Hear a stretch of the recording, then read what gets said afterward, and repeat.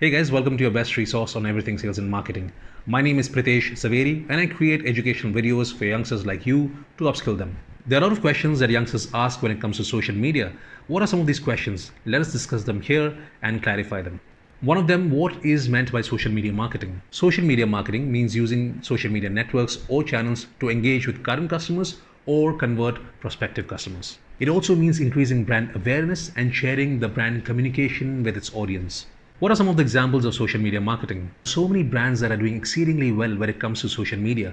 For example, Nike has over 2.3 million followers with around 10,000 posts. Also, Zomato has around 434,000 followers on Instagram, but they have a very good engagement rate. What I'm trying to share with you here is that even though the followers are important, it's important to have as many relevant followers as possible. If you have fewer followers, that does not mean that you're doing badly on social media. Unfortunately, most times we only focus on likes and shares and comments. However, it is also important to look at conversion rates, engagement rate, impressions, reach. All of these metrics are very important when talking about social media. Do not worry at all about all of those metrics. I'm going to cover all of those topics as we go ahead in this lesson. Also, if you thought that social media is all about Facebook and Instagram only, then think again. For example, talk about LinkedIn.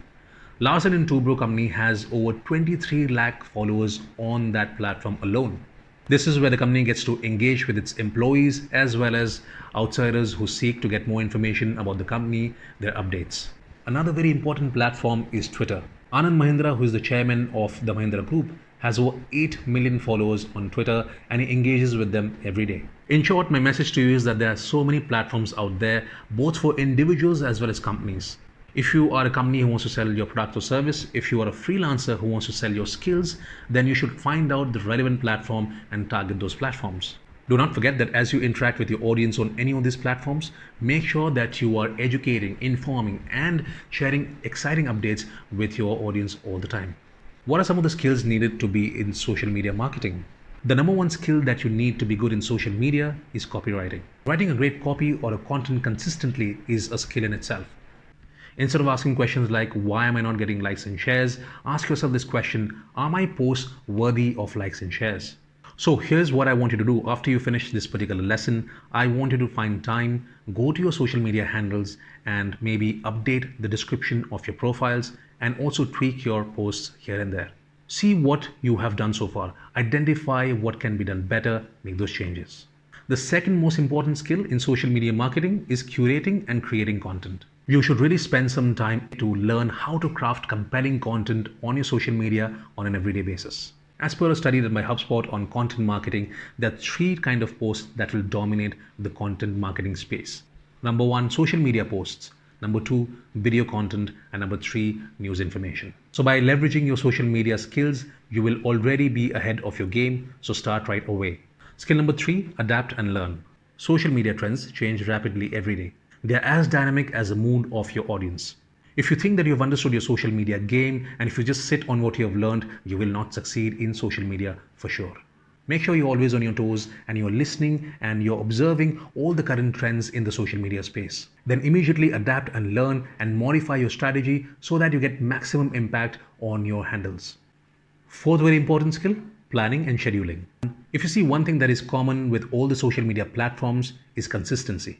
Posting consistently on an everyday basis on selective social media channels will ensure that you succeed faster. For example, take my channel.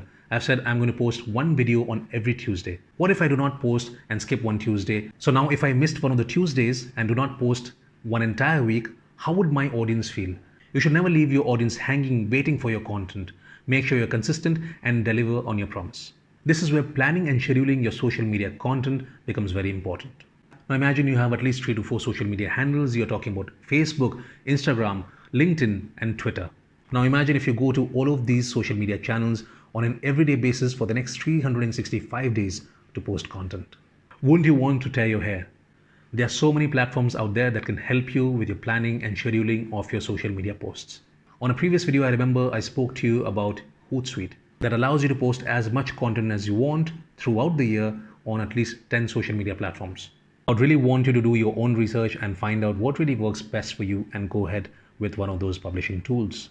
Point number 5, connecting with your audience. First of all, identifying who your target audience is and listening to your target audience is one of the most important and crucial tasks that you will undertake as a social media manager. Even before you start posting your content, you need to really sit down and find out who your target audience is. There are so many templates that are available for free to create buyer personas. What is their age and sex? Where do they live? How much do they earn? What profession they are in? What do they like? What are their habits? What are their hobbies? All of those things go under target audience. After you create your buyer persona, you need to identify where they hang out. What are the channels that they're using to congregate or meet on an everyday basis? For example, you can see a lot of youngsters hang around on Facebook and Instagram. Senior managers and corporate professionals will hang out a lot on Twitter and on LinkedIn. Another very important insight, there are a lot of youngsters today who hang out on Quora. So if you have not leveraged or thought about that particular social media channel, I want you to really consider it and maybe include that in your social media strategy. Okay, so far you've identified your target audience, you have seen where they hang out, and you've identified which social platforms you should target. But now you also need to understand at what time you need to post so that you can have a maximum reach of your posts and reach out the target audience so that they can engage with you. Point number 6, analytics. Working towards your social media strategy is great. Identifying your target audience, planning and scheduling posts, and posting them consistently is awesome. But all of this will amount to nothing if you do not analyze your social media platforms and identify and look at the results of your performance. Doing a social media audit can help you to understand what went well, what did not go well, what you should shut down, or maybe what you should double down on. Double down simply means that you recreate content or curate content out of the original content that was really liked and or loved by your target audience. Again, coming back to the metrics I spoke about in the beginning of this lesson, reach, impressions, engagement, conversion, all of these are also important compared to your shares, likes, and comments. Make sure you understand all of these metrics and try to rearrange or re-strategize your social media strategy to have maximum impact. A pro tip, if you want to be a freelancer who handles many social media accounts, I would really want you to use these metrics at least once a week and identify, analyze, do a site audit every week and share inputs with your clients so that you can help them. At the same time, you will grow faster. Another very important skill that I want to share with you today is budgeting. Now you might be wondering, what is budgeting got to do with social media? Well, actually it does. Right now you're just working on social media as an individual or maybe as an individual freelancer handling 1 or 2 accounts. 100% of your posts are organic, which means you're simply posting these out and you're not using the paid channels to see any impact of your work. But as you grow in your profession as a freelancer, handling multiple accounts, it will be very important for you to start using paid ads. You must have already seen on Facebook and Instagram boost your post feature, right? So you want to make sure that you learn how to boost these posts, identify how much money you are going to spend on social media on a weekly basis, on a monthly basis, on an yearly basis. This is nothing but budgeting. If you're working for a company or if you're working for a bigger client, you'll have to convince these people as to how much you want to spend and what ROI you're going to get for them so that you can have maximum impact. You can show your results and say that how much you have contributed to their growth success. Another very important question that I always hear from youngsters is that how can I learn social media skills? One of the first tips I'm going to give you, which you might not like, is start by getting your hands dirty. What I mean by this is that start experimenting with your social media handles. Try to use different kind of posts on different channels and see what works and what doesn't. Maybe you can create an Instagram story or maybe start with an Instagram reel. If you have never gone live on any of these social media platforms, do that. I know a lot of people who are really scared about going online and going live, but do not worry, just do it. To be honest, people don't really care about what you're doing, whether you're making mistakes on social media, whether you're making some errors on YouTube, it does not matter at all. Most of the times, these people are worried about themselves. So get all out there and go live on your social media handles. Make sure you make mistakes and identify the trends. See what works and what does not work. See what people have to say when you go online. These are the ways you can learn first by doing it. Another way to learn social media marketing is go online and find those courses. Take those courses, get certification, and you will see yourself upskilled. If you want me to create a free social media course on YouTube, I'll be happy to do that. Just go to the comment section and comment that you want a free course and I'll be happy to assist. Another tried and tested method is to approach companies and then offer your services, volunteer for them and learn social media marketing. See, the trick is you just call these companies upfront or email to them or text or message them, whatever works for you, and tell them, hey, I would like to work for you for free and learn as much as possible. This way, you'll really learn the best practices in the industry and you'll grow faster. I also heard some people talk about, is social media marketing a good career? There are over 448 million social media users in India alone as of January 2021. And over the last year, there has been an increase of 78% of social media users in India alone. It simply means there's a massive opportunity out there. So if you've really thought of social media as a career, this is the right time. Get ahead in the game, learn the skills, and go out, win your clients. Let us talk about the pay you get in social media marketing. The average pay you can get in social media marketing in India is around 30,000 rupees at an entry level, which can go up to really 40, 50, 60, 70,000 rupees or 75,000 rupees per month. Of course, as you grow and become a marketing leader, your salary can really cross across a lakh per month. I've received another question from youngsters asking me, as a freelancer, how much should I charge for social media marketing? I do receive these kind of questions from youngsters, and to be honest, the answer is no. There is no fixed answer to this question. The reason why I'm saying this is because it really depends on the number of clients you're handling, the type of clients you're handling, the industry you're working in, the number of social media handles you'll be using to post content on an everyday basis. However, I really know that you are looking for a specific number, so this one is for you. You can charge anywhere between 2,000 to 2,500 rupees per social media handle. This can definitely go up to 10 to 15,000 to 20,000 to 50,000 per month, depending on the number of years of experience you're bringing on the table. Well, let us now look at some of the social media tools. As you grow in your social media role, it becomes very important for you to understand the different social media tools out there and learn more about them. Social media tools will really help you to save a lot of time, hence improve your productivity, hack the competition, and get ahead in your game. So what are some of the free and paid social media tools? The number one content search tool is BuzzSumo. Though this tool is really beneficial for bloggers, I would really suggest that you use this tool for social media as well.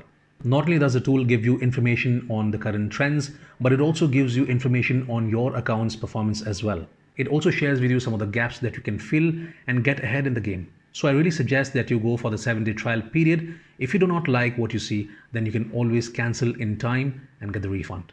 Mind you, from the 8th day onwards, if you're not canceling, that will be $79 per month. I've spoken to you about Google Trends in my first video. Again, this is an absolutely free tool for you to check the latest happenings and the latest trends, along with the latest buzzing keywords in your city and in your industry.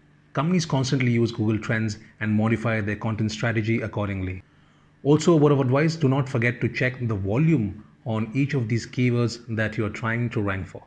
Again, at the risk of repeating myself, I've spoken to you about Canva as an important social media tool. To create captivating images and graphics, it is important to use a high resolution tool like Canva.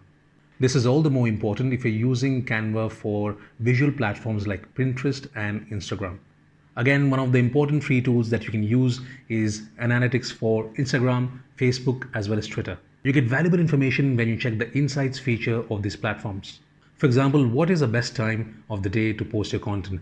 Which day you have maximum engagement? On Instagram, you can find out how many people you have reached in terms of your followers as well as non-followers. You can find out if your stories have done well, or your images have done well, or your videos have done well.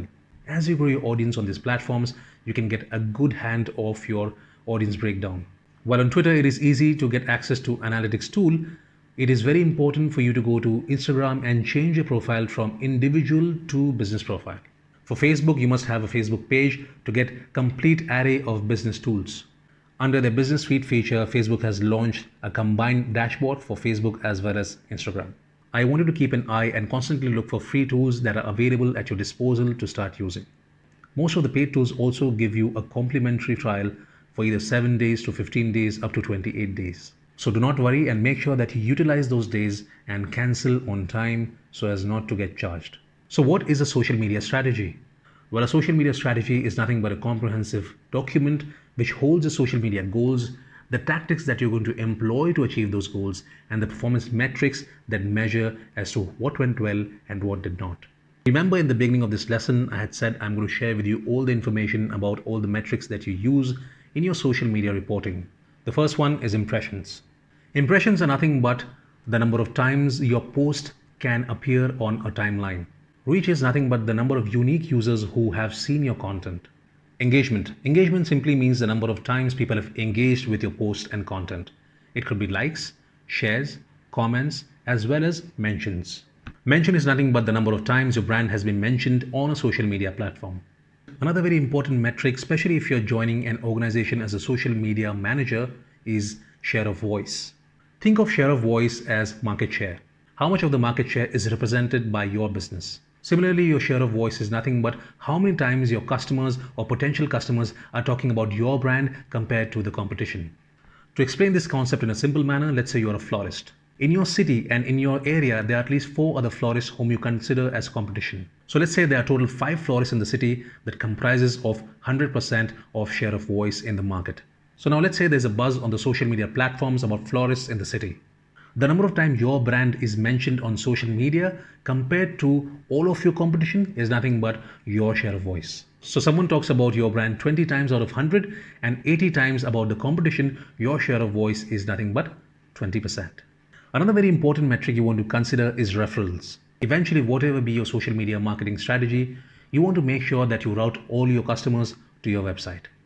Referrals is nothing but the percentage share of people who visited your website following any of the social media channels that you are on.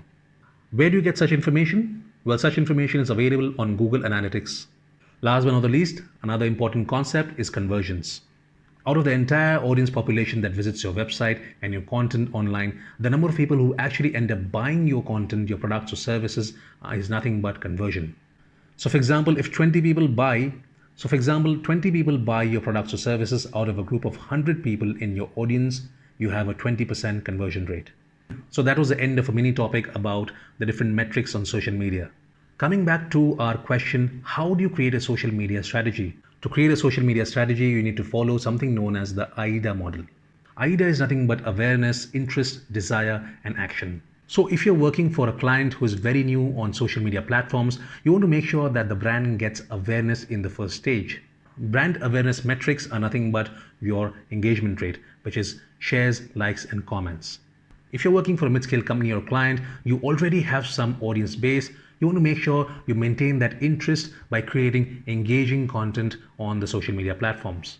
By consistently providing value to your audience, you arouse a desire in them to buy your products and services. Once you have aroused desire in your potential customers, all you need to do is push them with a call to action.